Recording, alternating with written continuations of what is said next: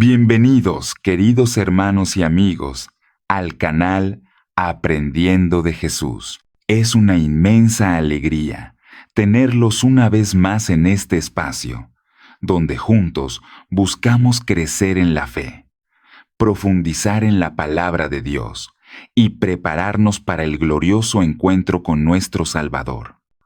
Hoy llegamos a la lección número 3, titulada Monumentos de Gracia, y la estudiaremos según el comentario bíblico adventista.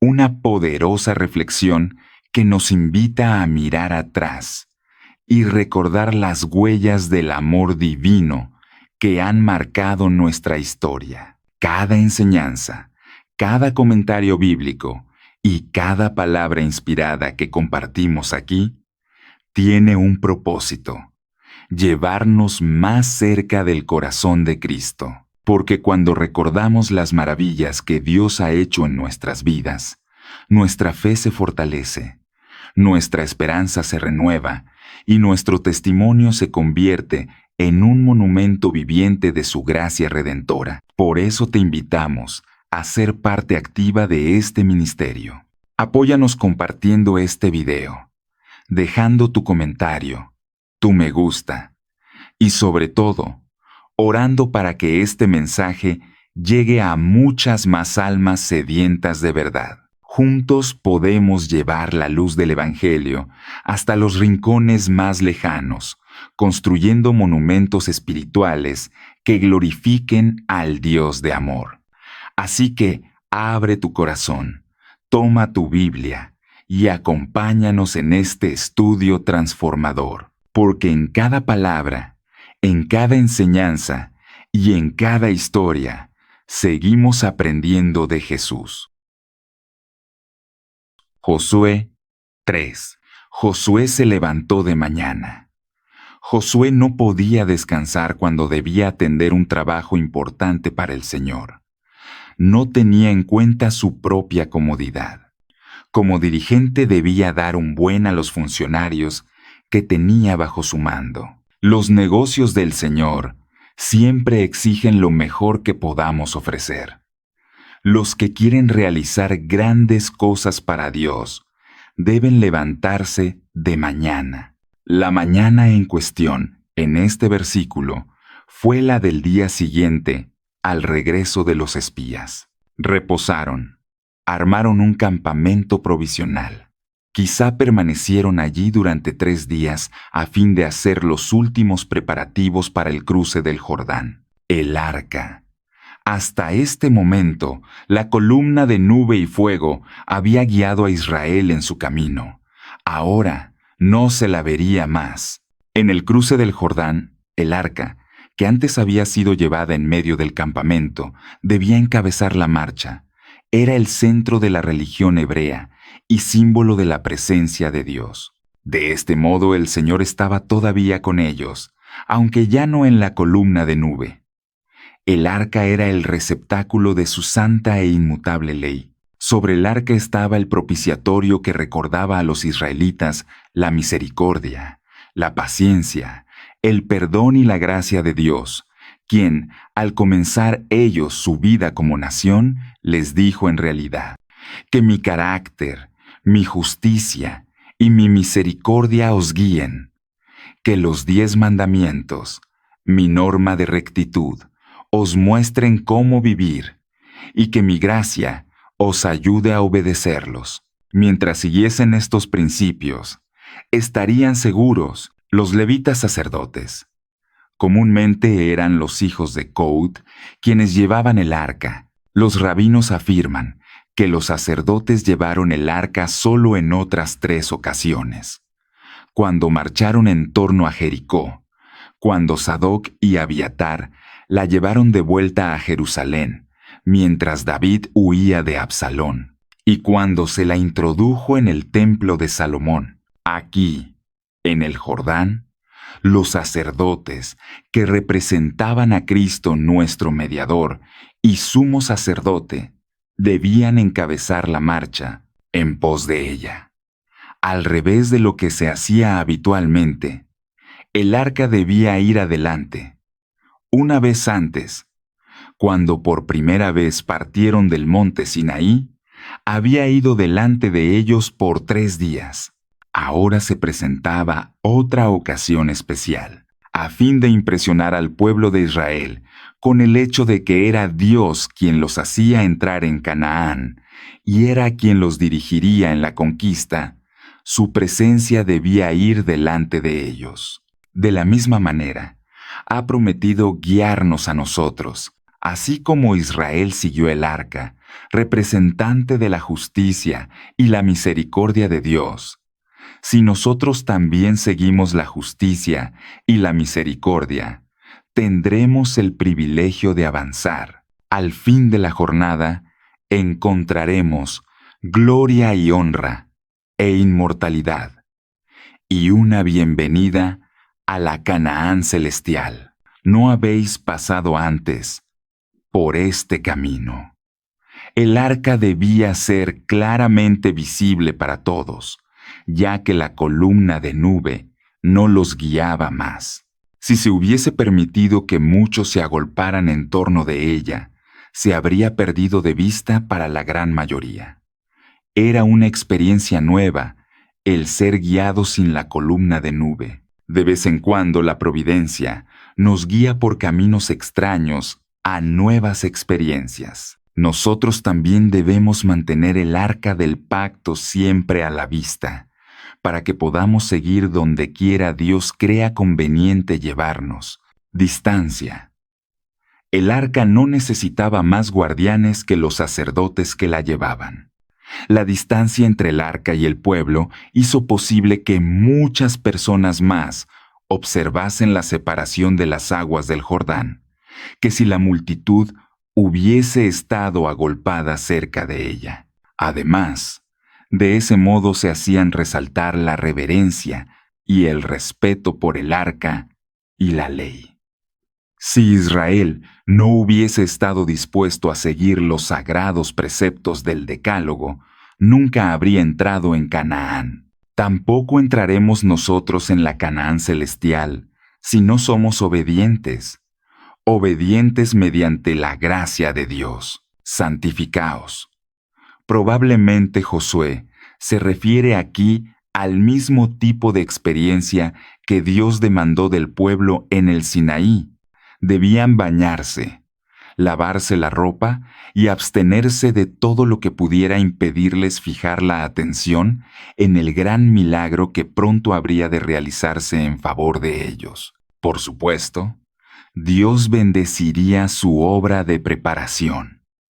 El hombre siempre debe cooperar con Dios en la realización de su propia salvación. Si hemos de esperar la bendición y la dirección de Dios en nuestros preparativos para entrar en la Canaán celestial, es esencial que nos santifiquemos mediante la consagración de nuestra vida a Dios, a fin de que nos purifique y haga santos.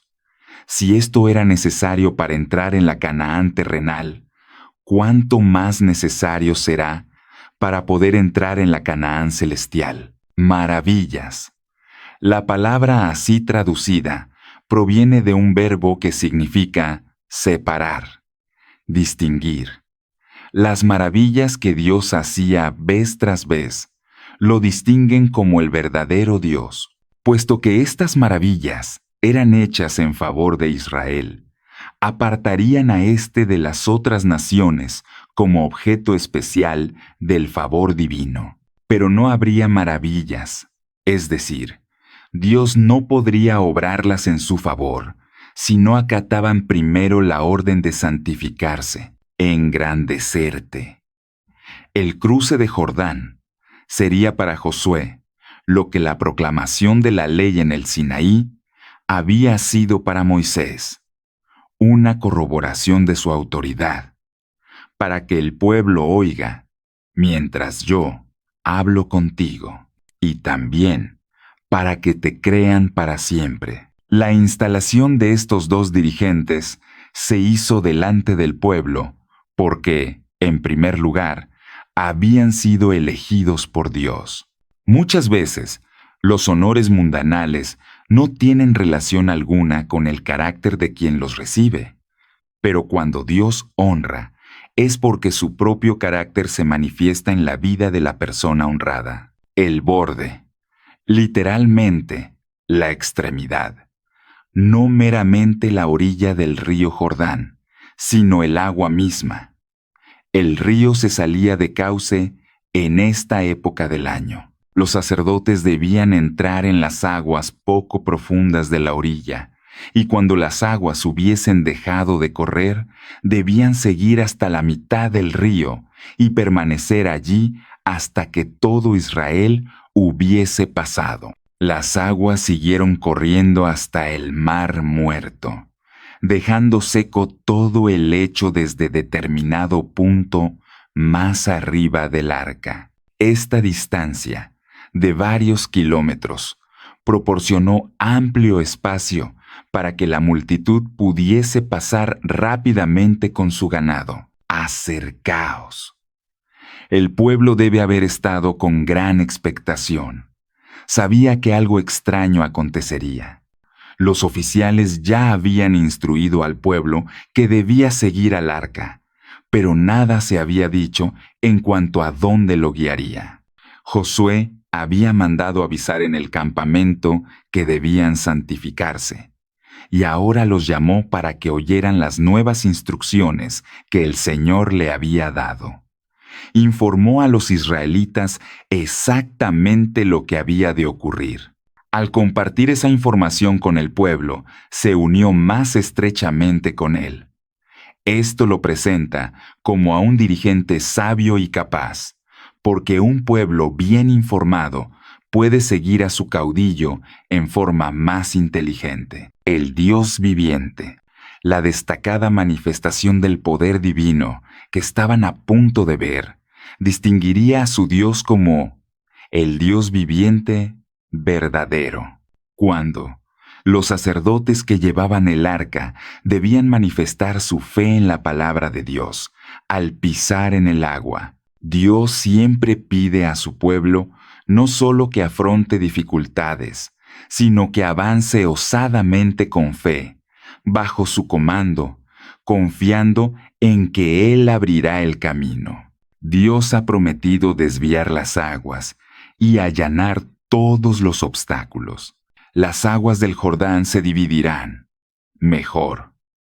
Las aguas del Jordán que vienen de arriba quedarán cortadas y separarán formando un solo bloque.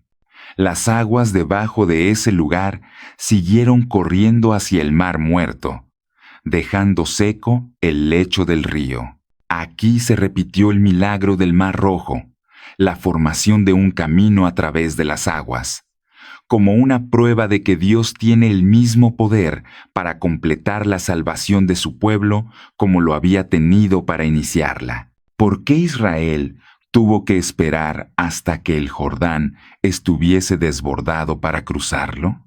Un mes antes o un mes después, la situación hubiera sido diferente, y los israelitas ya habían estado acampados en Sittim durante 2 meses. Probablemente había 2 razones. 1. El poder de Dios sería más evidente. 2. La gente de Jericó no los estaría esperando y no tendría guardas junto al río. Debido al temor que sentían, y en vista de que se disponían a resistir a los invasores, se podía esperar que la gente de Jericó hubiera estado cuidando los vados del Jordán, donde hubiera sido posible resistir fácilmente a los israelitas. Los habitantes de Jericó recordaban bien el informe del cruce del Mar Rojo, y este incidente ocurrido 40 años antes aún les infundía terror. Una repetición de ese milagro a tan poca distancia no podría sino intensificar su temor.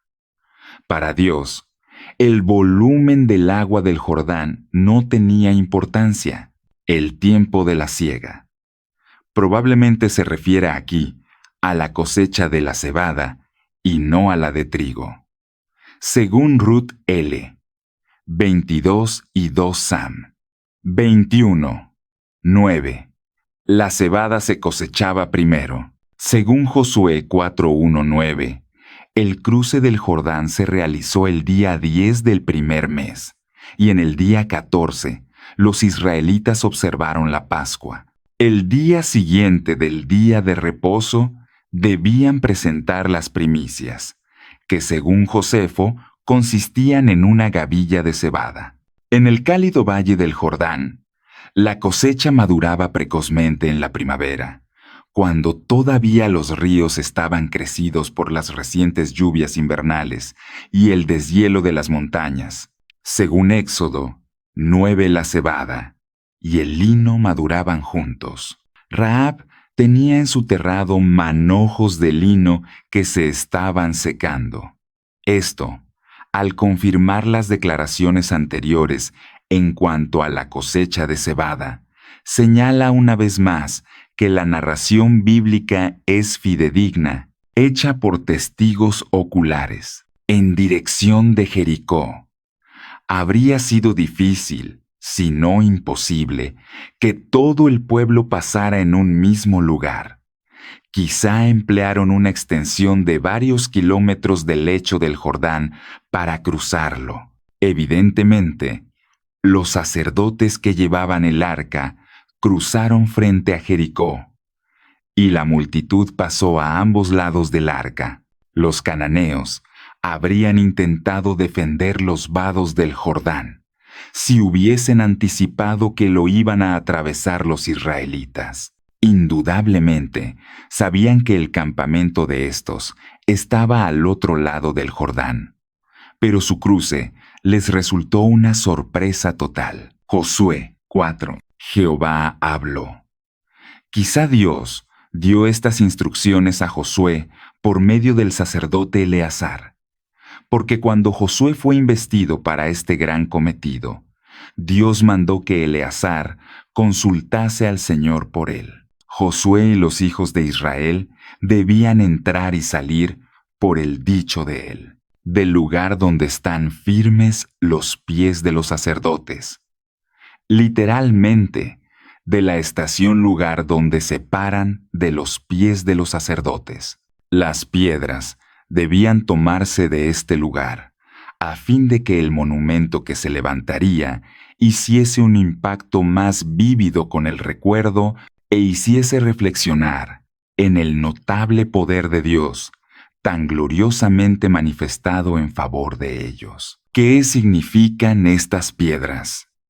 Dios sabía cuán pronto su pueblo olvidaría la forma grandiosa en que había efectuado su liberación, a menos que se dispusiera alguna medida para recordar ese gran acontecimiento. No se debía permitir que las generaciones futuras olvidasen la dirección de Dios. Así también hoy. No tenemos nada que temer en lo futuro, excepto que olvidemos la manera en que el Señor nos ha conducido y sus enseñanzas en nuestra historia pasada. Había 12 tribus y 12 piedras. Así todos estaban representados. Se levantaron 2 monumentos, uno en medio del río y otro de piedras sacadas del lecho del río, en el sitio de su primer campamento dentro de la tierra prometida. Estos monumentos al poder de Dios debían servir como recordativo de la feliz terminación del peregrinaje por el desierto. La murmuración, la rebelión y el chasco del desierto debían relegarse al pasado. En el Mar Rojo, Israel fue bautizado en Moisés. En esta ocasión fueron, por así decirlo, bautizados en Josué, mediante estas demostraciones de su poder. Entre otras cosas, Dios procuraba confirmar la confianza del pueblo en los dirigentes designados. El pueblo se dio prisa. Quizá algunos se apresuraron por temor de que en cualquier momento las aguas volviesen a correr. Otros pueden haber creído que una demora innecesaria de su parte no agradaría a Dios. Tal vez otros se apresuraron por el gran deseo que tenían de llegar a la tierra de Canaán. Algunos pueden haberse dado prisa solo porque los otros se apresuraban, sin pensar ni saber por qué lo hacían ellos mismos. Le temieron. Es decir, en el sentido de respeto y reverencia.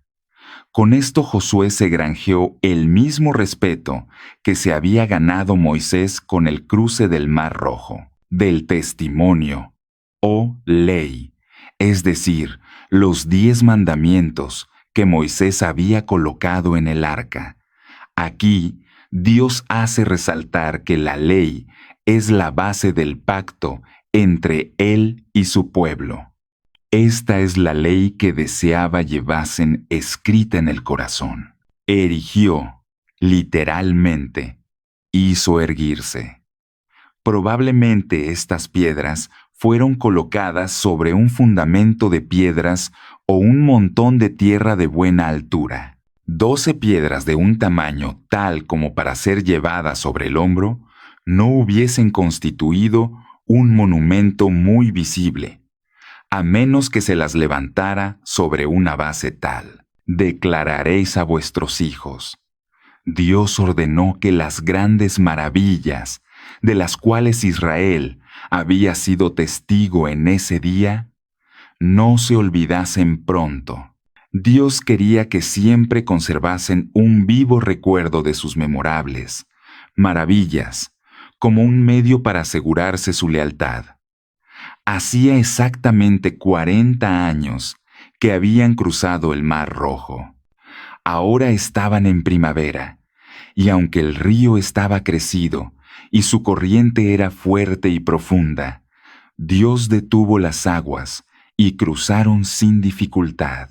Las preguntas de los hijos proporcionarían a los padres una oportunidad para relatar la historia del trato paciente de Dios con Israel en el desierto. La amonestación que Josué dio a los padres y a las madres de su época proporciona un modelo que harían bien en imitar los padres de hoy. Todos los pueblos. Dios deseaba que su trato con Israel llegase a ser una lección objetiva para toda la humanidad. El pueblo de Israel no debía retener egoístamente para sí el conocimiento del verdadero Dios y de su poder para salvar. Este conocimiento debía extenderse por toda la tierra, como resultado de la correcta educación de sus hijos, quienes a su vez debían llegar a ser misioneros. Al aumentar el número y la influencia de los israelitas, toda la tierra aprendería del verdadero Dios y lo glorificaría. Pero Israel fracasó, y posteriormente Cristo dio esta misma comisión a sus discípulos. Ahora Cristo nos encargó a nosotros la palabra de la reconciliación. No debemos fracasar. Hebreo 4, del 8 al 11. Porque sí, acerca de la renovación de la invitación para entrar en el reposo de Dios en el tiempo de David, se llega a la conclusión de que Josué no había dado reposo a Israel. Si hubiesen entrado en el reposo espiritual que Dios les brindaba como nación en los días de Josué, Dios no les hubiera repetido su invitación en los días de David más de 3 siglos más tarde. Les hubiera dado el reposo. Josué le dio reposo literal a Israel, o lo introdujo en Canaán. Lo comandó en una conquista de éxito y en su establecimiento en una gran parte del territorio del país. Pero no lo condujo al reposo espiritual que Dios le tenía reservado, porque no estuvieron dispuestos a entrar. Esos razonamientos pueden resumirse así. 1. El reposo de Dios, como originalmente le fue prometido al antiguo Israel, incluía un establecimiento permanente en la tierra de Canaán, una transformación de carácter que haría de la nación un adecuado representante de los principios del reino de Dios, y haría de ellos el agente escogido de Dios para la salvación del mundo. 2. La generación a la cual originalmente fue hecha la promesa del reposo fracasó. No entró en Canaán debido a incredulidad y desobediencia. 3. Josué presidió a la siguiente generación en la entrada a la tierra que se les había prometido, pero como eran espiritualmente duros de cerviz, no pudo hacerlos entrar en el reposo espiritual que Dios quería que disfrutaran. 4. La misma promesa fue repetida en los días de David. Vers. 7. Esto demuestra que Israel aún no había entrado en el reposo espiritual, y también que su fracaso en los días de Moisés y de Josué no había invalidado la promesa original. 5. Es seguro el cumplimiento final de los propósitos de Dios a pesar del fracaso de sucesivas generaciones. 6. El autor suplica fervientemente al pueblo de Dios de los días apostólicos que entre en aquel reposo. Es una comprobación más de que continuaba la validez de la invitación y de que el pueblo de Dios no había entrado en conjunto en ese reposo, ni aun en los tiempos apostólicos. 7. En conclusión, continúa la validez de la promesa de entrar en el reposo espiritual de Dios, y los cristianos deben procurar entrar en aquel reposo. Debe notarse que el reposo que queda en los tiempos del cristianismo es el mismo reposo espiritual prometido originalmente a Israel. Es evidente que si queda es porque antes existió. Entramos en el reposo de Dios cuando consideramos a Jesús y escuchamos su voz, cuando depositamos nuestra fe en Él, cuando desistimos de nuestros propios esfuerzos para ganar la salvación, cuando retenemos nuestra profesión y cuando nos acercamos al trono de la gracia.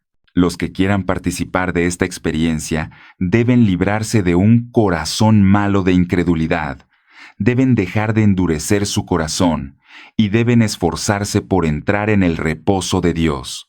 Los que entren en el reposo de Dios retendrán su profesión. Se acercarán confiadamente al trono de la gracia, para alcanzar misericordia y hallar gracia para el oportuno socorro. Algunos han pensado que en este pasaje Pablo indica que los cristianos deben dejar de guardar el sábado semanal propio de los judíos y pensar, en cambio, en entrar en el reposo cósmico y espiritual de Dios. Esta interpretación carece de base. El pasaje simplemente emplea una figura, la del reposo de sábado, con todas sus bendiciones y símbolos, para ilustrar la idea del reposo de Dios. La epístola a los Hebreos está dirigida a quienes observaban el sábado y gozaban de sus bendiciones. Este texto contiene una invitación a los cristianos hebreos de darle al reposo sabático semanal una amplitud mayor, a saber, reconocerlo como un símbolo claro del reposo eterno que Dios promete. Esta misma invitación es para los cristianos observadores del sábado en el siglo XX. Sus obras, al entrar en el reposo de Dios, que significa confianza en la gracia salvadora de Jesucristo, el cristiano necesariamente ya ha cesado de tratar de alcanzar la justicia por sus propias obras. El autor también puede tener en cuenta el reposo cristiano de las obras del pecado, obras que impidieron que entraran en la tierra prometida los israelitas que fueron liberados de Egipto y que más tarde le cerraron el paso a otras generaciones para que no entraran en el reposo espiritual de Dios. Para que ninguno, el que se esfuerza de todo corazón para entrar en aquel reposo, evita el abismo de incredulidad en que cayó el antiguo Israel, caiga, lo opuesto a entrar. Si los antiguos 439 israelitas cayeron en el desierto, quiere decir que habían salido de Egipto con el propósito de entrar en la tierra prometida. Cuando un hombre no alcanza el reposo de Dios, se deduce que una vez tuvo el propósito de entrar en él. Los cristianos tibios de hoy día son los que caen ahora en semejante ejemplo de desobediencia. En la parábola del sembrador hay claras advertencias acerca de esta dificultad. Queridos hermanos y amigos, hemos llegado al final de este inspirador recorrido por la lección número 3, Monumentos de Gracia, y una vez más podemos decir con el corazón lleno de gratitud, Dios ha sido bueno. Cada enseñanza, cada versículo y cada reflexión nos recuerdan que nuestra vida entera debe ser un testimonio viviente del amor y la misericordia del Señor. Los monumentos que Dios ha levantado en nuestro camino no son simples recuerdos del pasado, sino señales de su fidelidad, evidencias de que Él nunca nos ha dejado ni nos dejará. Cada prueba superada, cada lágrima convertida en esperanza y cada caída transformada en victoria es una piedra de gracia que da forma a nuestro testimonio. Hoy el llamado es claro. Levantemos monumentos espirituales que hablen del poder transformador de Cristo. Que nuestras palabras, acciones y decisiones sean reflejo del carácter de aquel que nos salvó. Que nuestras familias, nuestras iglesias y nuestros ministerios sean faros de luz en medio de la oscuridad del mundo. Gracias por acompañarnos en este estudio, por ser parte de este ministerio y por compartir con nosotros el deseo de seguir aprendiendo de Jesús. Te animamos a compartir este video, a suscribirte, a dejar tu comentario y a apoyar este ministerio, porque cada gesto tuyo nos ayuda a seguir llevando el mensaje eterno a más corazones. Que el Señor te bendiga, te guíe y te use como un monumento vivo de su gracia. Hasta la próxima lección, donde seguiremos creciendo juntos, aprendiendo de Jesús.